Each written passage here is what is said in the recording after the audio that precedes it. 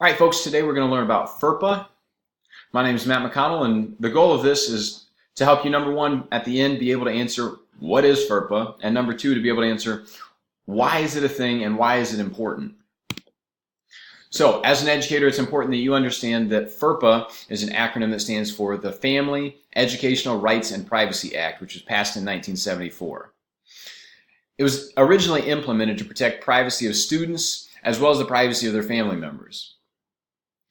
So with FERPA, it's important to maintain confidentiality of personal information and student data. Those are the two big things that you need to keep in mind. Personal information, student data. That's primarily what FERPA is in place to protect.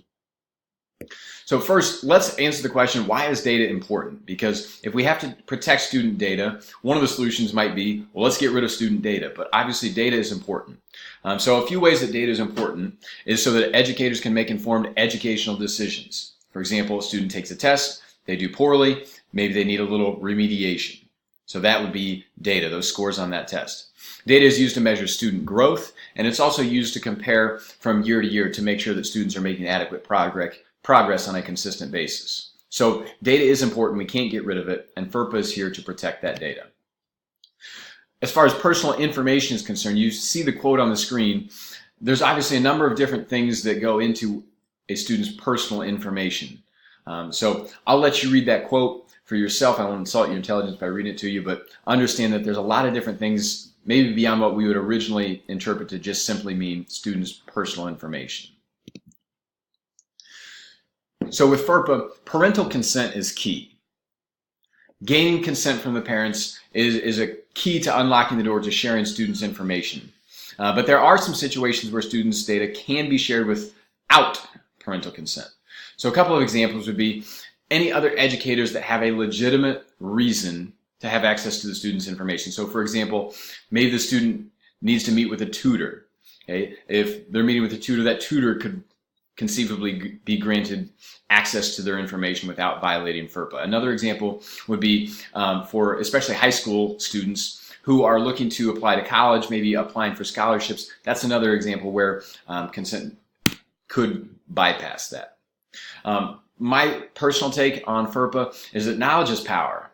It's really important to become familiar with all the tools, the apps, the different things that you use on a day-to-day basis to make sure you understand how they work and to make sure that your students' data is protected. Now, on a positive note, it's important to note that some services are already vetted. So for me personally, one of the things that I thought obviously contained a lot of students' personal information would be online grade books. For me, my personal example from my experience would be Progress Book. I use Progress Book, and on Progress Book it contains students' names, their address, their course schedule, their grades, their student ID number, lots of personal information and lots of student data. I can also use different apps in Progress Book to help me identify test scores from previous years. There's a lot of different things that Progress Book can do. And so that's something that you need to become familiar with it, know what you have access to, know what others have access to, and make sure you're protecting your students' data. Okay. This also includes tools, other things that you use in your classroom to communicate with families. That includes email, newsletters, class websites, and things of that nature. So my tip to you is to work together for compliance. Where I work, the principals, the superintendent, the guidance counselors, they all work together to frequently remind the staff to make sure we are mindful and in compliance with FERPA. So for example, this quote that you see here was pulled directly from an email that we received during this current school year. It just reminds us that school email can constitute a public record, so it's important to be careful about what we put into writing on our email.